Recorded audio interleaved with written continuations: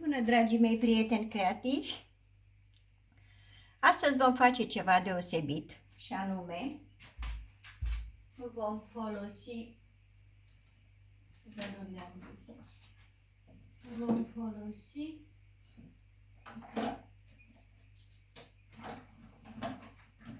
ule. Da. Vom folosi un instrument, să-i spunem așa, partea de sus a unui pahar de plastic și o să vedeți cum. Începem prin a adăuga ca și fond alb, în care nu am pus ulei siliconic. Deci punem doar așa, în centru.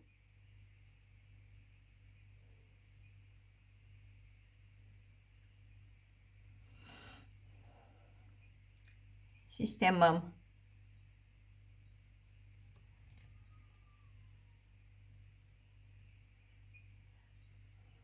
partea asta de pahar și pahar de plastic, partea de sus a unui pahar de plastic.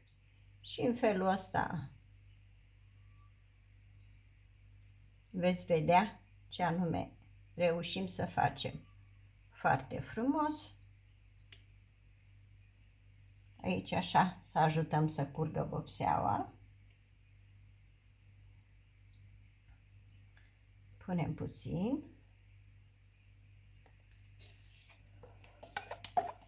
Și acum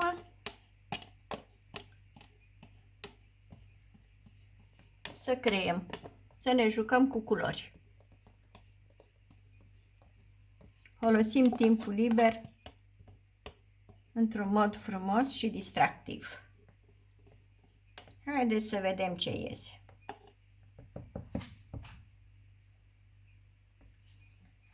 Aici punem spre colțuri ca să curgă mai bine. Ok. Și acum, începând cu fiecare culoare în parte, sunt tot felul de nume englezești, de open cup, neimportant. Important e să vedeți instrumentul. Și încep cu auriu.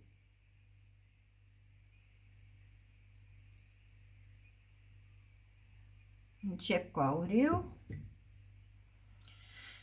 Peste auriu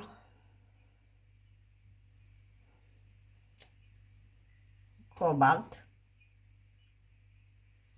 Îmi place foarte mult amestecul. Peste cobalt punem turcoaz.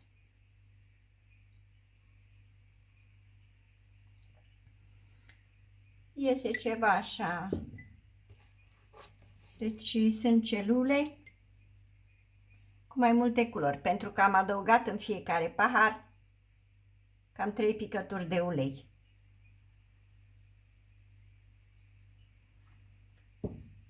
Consistența este aceeași, voi știți deja.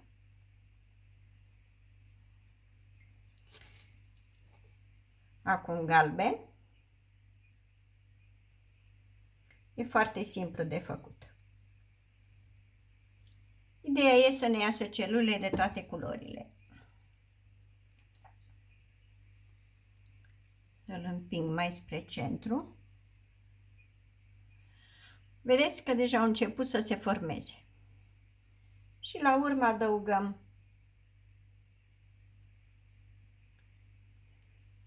foarte frumos cealaltă tehnică, kiss kiss, pentru mijloc. Portocaliu. Peste portocaliu putem adăuga roșu bordeaux.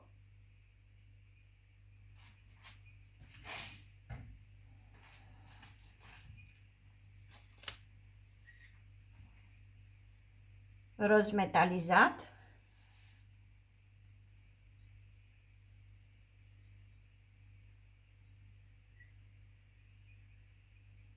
roz metalizat. Peste roz metalizat, haideți să adăugăm magenta.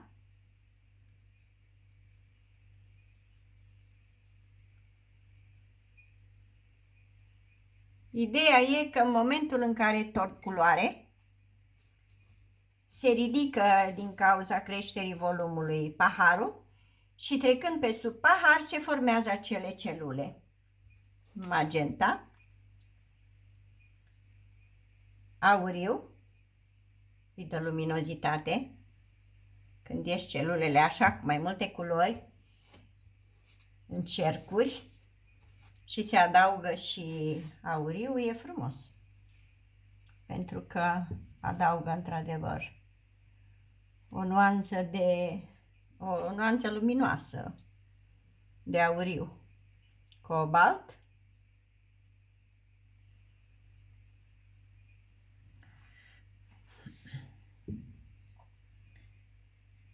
Peste cobalt adăugăm turcoaz.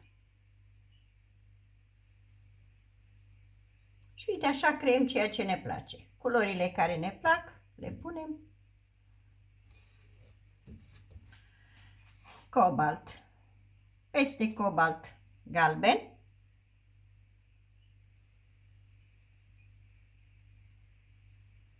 Vezi că deja a început, eu am tras și încoace și a început să se întindă. S-au format celule și acolo, în mijloc. Galben. Adaug portocaliu. Nu există o ordine. Fiecare adaugă culorile care îi plac și așa cum simte. Portocaliu. Peste care nu adaug niciodată auriu pentru că îl închide la culoare. În schimb, pot să mai adaug puțin bordeaux.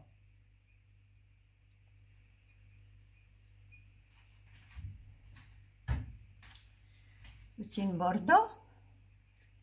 Aici ridicăm puțin marginea pentru că a ajuns, n-ar fi trebuit să ajung, am dat cam multă, dar n-are importanță acum, că după aceea o să o mișcăm culoarea. Mai punem puțin cobalt albastru.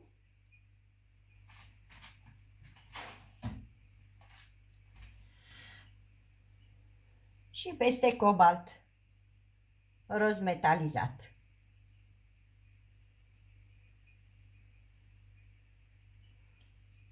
Cam atât, cred eu. Să punem culorile la loc.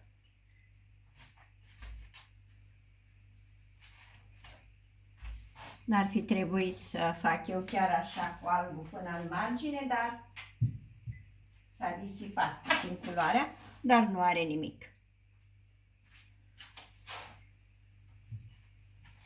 Oricum va avea cursul lui.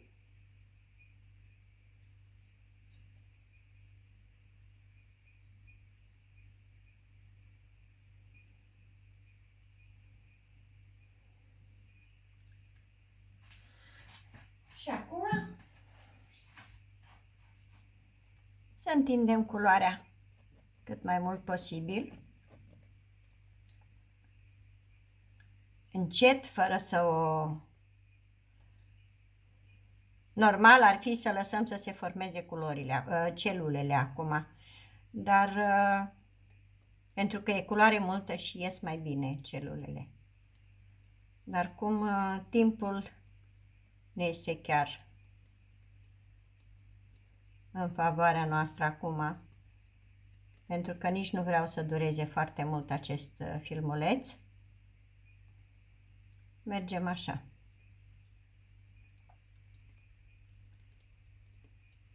Și facem colțul din stânga, celălalt colț,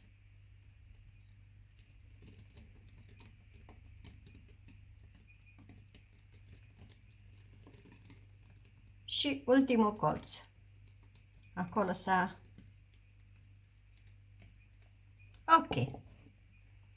Aici este ceva ce... Cine știe, vreo musculiță a căzut în vopsea. Să o luăm.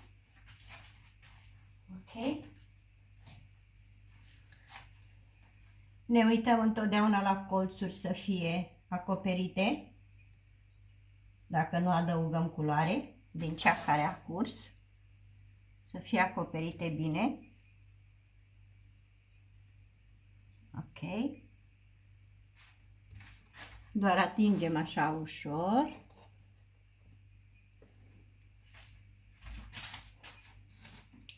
Să așez puțin pânza ca să se vadă bine. Uitați cum au început să se formeze celulele. Ele ies tot timpul. E nevoie de puțin timp să iasă toate. Dar merită așteptat.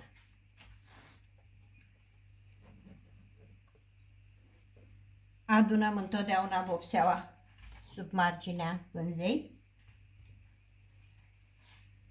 Întotdeauna. Pentru că altfel se formează, se întărește și nu este estetică. Ok. Și acum ies celulele. Uite cât de frumos ies. Din toate culorile pe care noi le-am adăugat. Este o tehnică simplă și de efect. Siliconul pe care l-am adăugat iese prin toate culorile și formează tot felul de cerculețe. Eu acum am să folosesc tehnica Kiss Kiss a balonului. V-am povestit rândul trecut, dintr-o mănușă de unică folosință. Ating. O umflu și o prind.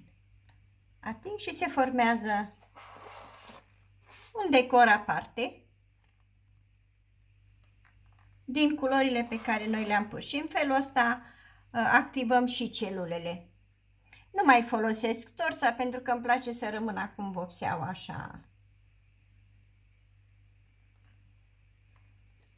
Cum am pus-o fără să...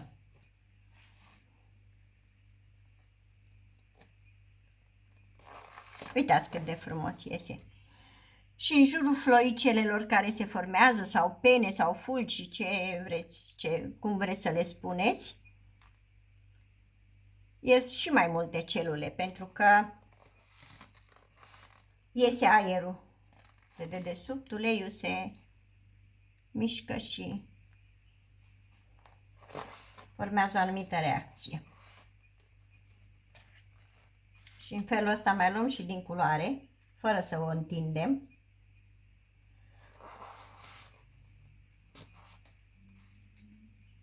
Ca să lăsăm să se poată forma mai multe celule.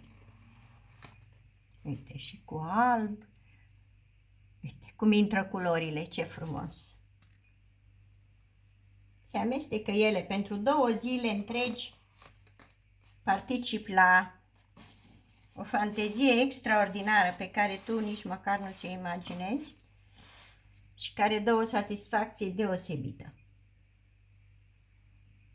Uite, toate culorile pe care noi le-am adăugat și sunt în straturi, așa cum s-au așezat. Uite, și în albul ăsta ies culori. Putem face și așa, ceva de genul, și ies și mai multe culori. Sau așa.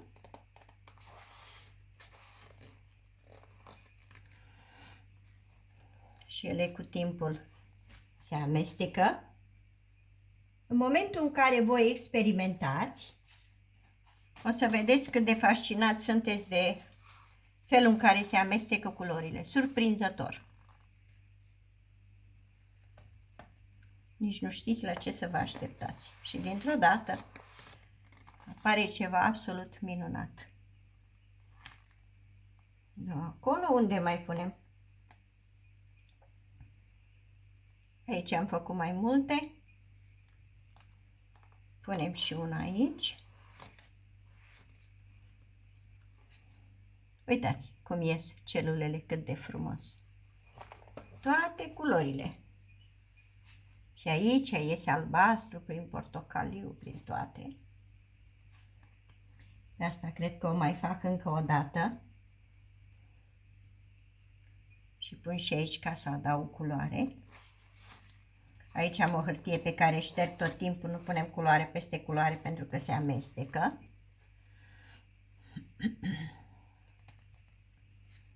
Și unde mai pun? Aici.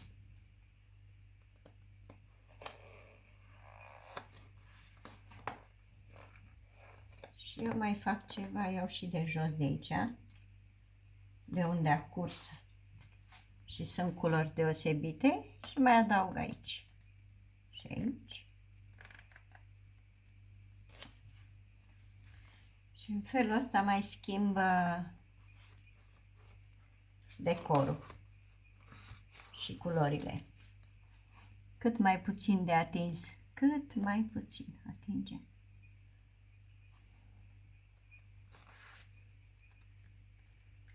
Ele oricum se mișcă tot timpul. Uite și aici ce nuanțe frumoase. Am vrut să mai adaug acolo, dar oricum iese frumos pentru că ies culorile una în alta. Și bineînțeles că putem să continuăm așa cât ne face plăcere. Și cu cât, uite, se înmulțesc celulele, cu atât devine mai interesant tabloul.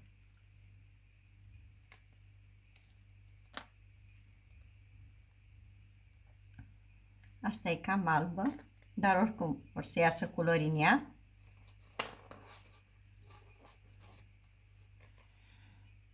Și vă mai arăt un secret. Unde este? Da. Să zicem. De exemplu, aici ni se pare că e prea mult alb. Putem să facem în acest fel. Să lăsăm să intre culoarea. Atâta timp cât este umedă, ea curge, nu se mișcă. Și schimbăm decorul. Uite. Și iese o formă de pană. Lăsăm verdele să intre. Aici la fel.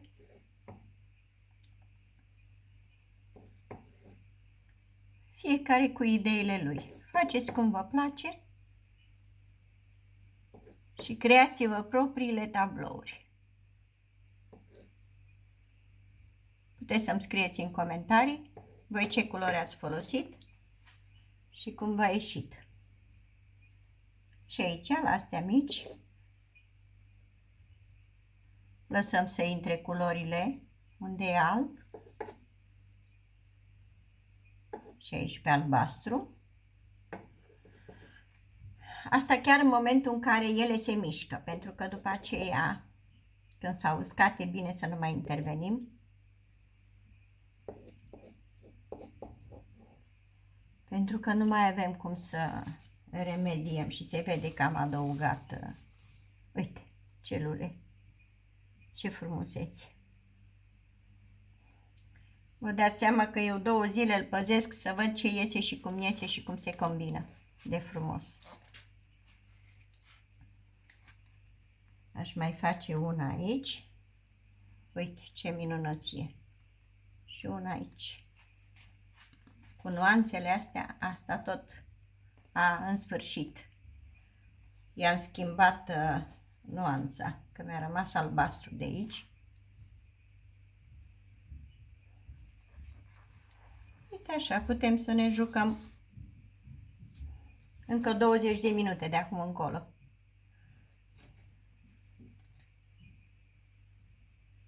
Timp în care culorile se mișcă. Și se formează celulele. Mai fac una și aici. Și pe asta o adaug aici. Facem și mai interesant. mai multe culori. Bine, dacă vă rămân așa separate pe balonaj, e super frumos. Și uite așa, dragii mei, cam asta ar fi. Voi puteți continua cât doriți, să-l înfrumusețați în felul vostru fiecare, să-l decorați și după 2 zile vedeți rezultatul final. Acolo tot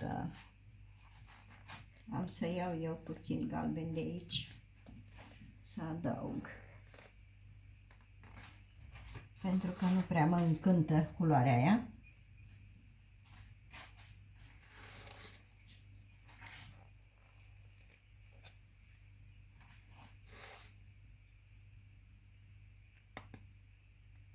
Uite așa, o floricică. Pare un fluturaș.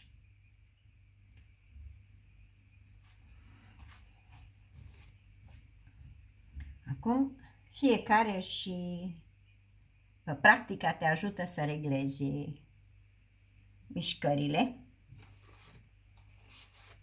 Și cine face practică cu cât mai multă, cu atât stăpânește mai bine orice lucru, de fapt, nu numai arta. Practica e mama învățăturii. Dragii mei, cam atât pentru în seara asta. Eu vă mulțumesc pentru vizionare. Vă doresc o seară minunată. Și dacă v-a plăcut, puteți să-mi dați un like și să-mi scrieți în comentarii ce culori ați făcut voi tabloul vostru.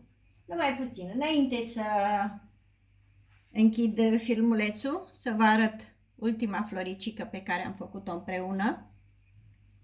Mai are puțin să se usuce ca să vedeți cât durează. Uitați ce detalii frumoase. Auriu cum iese în evidență cu cobaltul. Și cum s-a mișcat culoarea, vedeți cât de frumos. Cam asta este. Sper să vă placă și asta. Și vă doresc o seară minunată în continuare, dragii mei. Ar fi bine să vă arăt și detalii totuși, de aproape, ca să fie cât mai evident. Să vă arăt și niște detalii. Uitați cât de frumos ies culorile una între alta. De-aia vă spun că eu stau și le admir. Mai fac ce mai am de făcut, mai plec, mă mai întorc iar, mă uit să văd ce a mai apărut nou. Uite cât de frumos ies culorile una între alta. Uite ce fulgișori frumoși colorați. Bine, dragii mei. Încă o dată, o seară minunată în continuare vă doresc. La revedere!